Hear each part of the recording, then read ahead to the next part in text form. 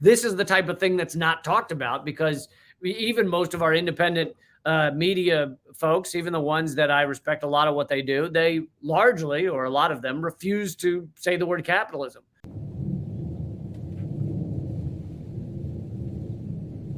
The Instant Pot apparently is a popular pressure cooker that has just gone bankrupt. Now you might be saying, Lee, why the fuck are you talking to me about a pressure cooker? It's a popular electronic pressure cooker whose parent company just filed for Chapter 11 bankruptcy. But the reason is interesting. It's not that it was, the shitty product. Quite the opposite. What doomed the Instant Pot? How could Instant Pot, which, by the way, it should have been the Instapot. Let's be honest. That was the inflatable chamber pot. Okay, so they got it. So Instant Pot. How could something that was so beloved sputter and go out of business? Is the arc of kitchen goods long but bends toward obsolescence? Business schools may someday make a case study. This, by the way, this is a quote from New Yorker article. A case study of one of the Instant Pot's vulnerabilities, namely that it was simply too well made. Once you slap down your $90 for the Instant Pot Duo 7-in-1, you were set for life. It didn't break, it didn't wear out, it didn't fade, it didn't stop, and the company hasn't introduced major innovations that make you have to constantly level up. You don't even have to pay for a subscription to an app that allows you to use your Instant Pot.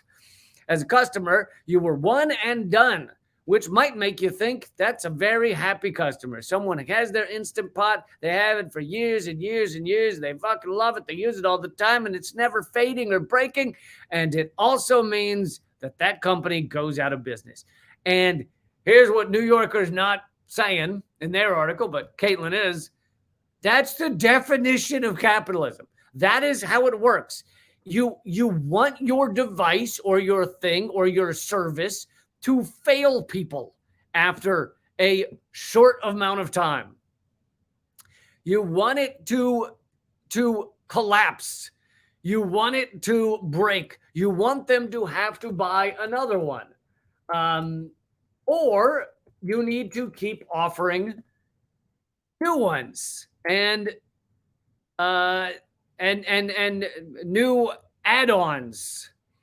You have to keep offering new things for people to buy. Otherwise, the idea that you just gave them something that works really well and never fades and never struggles and never has a problem, the company goes out of business because it doesn't have growth, right? Capitalism is cancer. Cancer has to endlessly grow until it kills the host. And the Instant Pot wasn't growing. It sold one to everyone who wanted one across the United States. And they all just had theirs. And then the company is done. They've done their service. And they haven't moved on to other markets. So now they go bankrupt. But like I just said, the New Yorker and most people who speak about these things won't say, oh, this is exactly how capitalism works. It's how it always works. You have to have obsolescence built in. You know, like the iPhone is one of the best kind of examples of this. The fact that they are constantly having you change the type of adapter you need, the type of charger you need, the various outlets, the phone. They got in trouble a couple of years back where it became clear that the phone they were slowing down the phones intentionally. Now, they argued, oh, well, it was because older phones need to get more out of the battery. It was to help people have a good battery. Bullshit. They were slowing down the phones because they want you to buy a new one. They want you to throw out your phone. And iPhone has done this, Apple has done this perhaps better than anyone, the planned obsolescence thing. But let's see. This from Caitlin says, this just says such dismal things about why our planet is facing the existential crises it's now facing. Corporations will die if they don't continually grow, and they can't grow without things like inbuilt planned obsolescence or continued additional purchases, which in a sane society would just be regarded as shoddy craftsmanship. Our entire civilization is driven by the pursuit of profit, and to keep turning large profits, your corporation needs to continually grow. And your corporation can't continually grow unless you are manufacturing a crappy product that needs to be continually replaced or supplemented. And you can't manufacture those replacements and supplementations without harvesting them from the flesh of a dying world. Now, quite poetic. Quite poetic, Caitlin. Exactly. So the resources to do this, the planet doesn't have enough resources to sustain this type of economic model. It doesn't have enough places to throw things away. We now have the oceans filling with plastics. Apparently, plastics, microplastics, have been found everywhere on the planet. Even the most desolate stretches of Antarctica have microplastics. Every one of us has them in our bodies now. So, I mean, that's exciting. We're partially plastic now, which, who knows what new and exciting skills we'll have or what we'll be capable of now that we're partially plastic. I don't know if it means we keep longer. Maybe. But this is just another example of planned obsolescence and how our system works.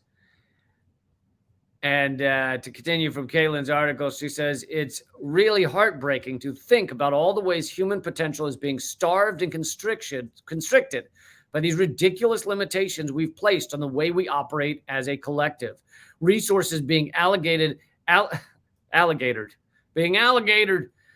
resources being allocated based on how well they can turn a profit stymies technological innovation, because the most profitable model will always lose out to less profitable ones that are more beneficial to people and or environment. She's saying if that were the way that our system was set up, to the most beneficial product would actually succeed, then you'd have a completely different system than capitalism, and profit wouldn't be the decider, and you'd end up with the most sustainable thing, or the thing that helps people with their health the most. Instead, you have the reverse. And this goes for health as well. Yes, it goes for technology and products, but I did segments a couple of years ago on how Goldman Sachs had released a memo. Well, I mean, it was supposed to be kept secret, to their top investors, saying not to invest in single treatment cures for all kinds of horrible things that people are suffering from. But the reason not to invest in single treatment cures is because then the customer base ends. You cure all the people. Now you're not getting the money. Money's not coming in anymore. So instead, invest in treatments that people have to have their whole lives. It's not the thing that wins out in capitalism is often the worst, the least sustainable, the one that uses the most resources, the one that is not long-term, the one that enriches the tiniest number of people. That's what wins out under our system. And, part of the reason this article is important is because this is the type of thing that's not talked about, because even most of our independent media folks, even the ones that I respect a lot of what they do, they largely, or a lot of them, refuse to say the word capitalism, or at least refuse to talk about it regularly. So it's like this silent little thing in the corner that's sitting there going, and they never mention it. And they go, big pharma is not really helping people. And it's like, well, why isn't Big Pharma helping people? And they go, well, they're just greedy. Oh, and why are they greedy? And why are the greediest people the ones that get to the top of the Big Pharma system?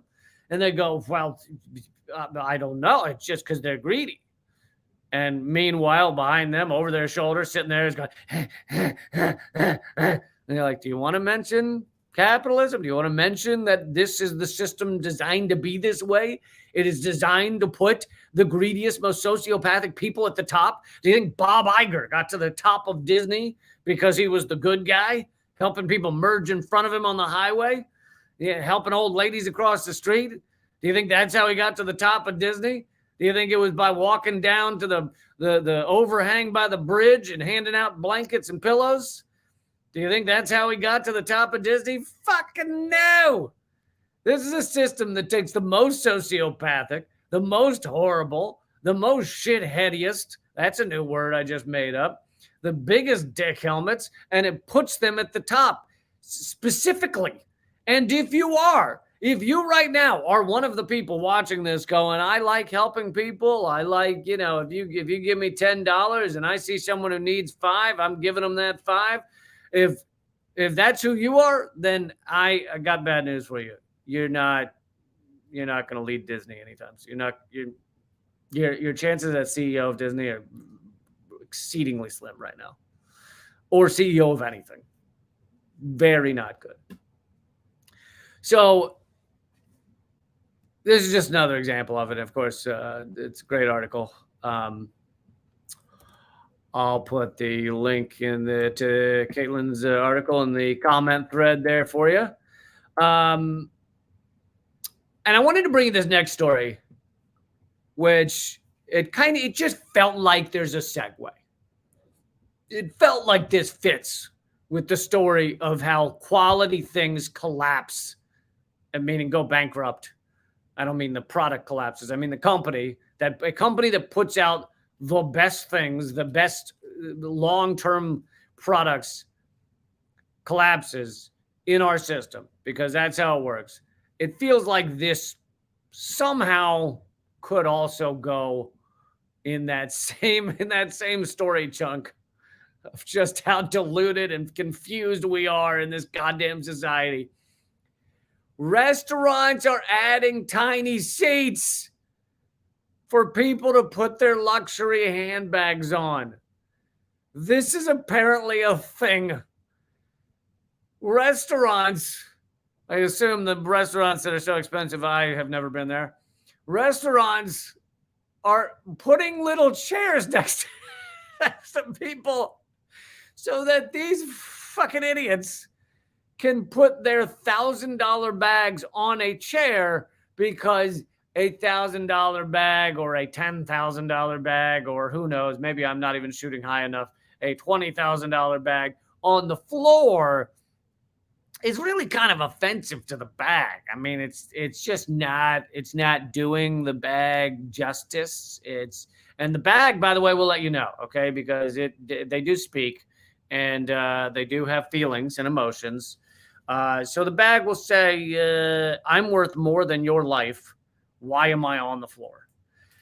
And so now literally top-end restaurants are putting little chairs next to people so they can have their bag on it. There are places in this world where people don't even have chairs.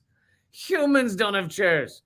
There are places in this world where people spend a lot of their days squatting because they don't own a chair, or they're out in the fields and they can't have a chair. And here we are in our shitty, super shitty socioeconomic dystopian cluster fudge nutter. Here we are putting bags on chairs. Ugh. So stupid.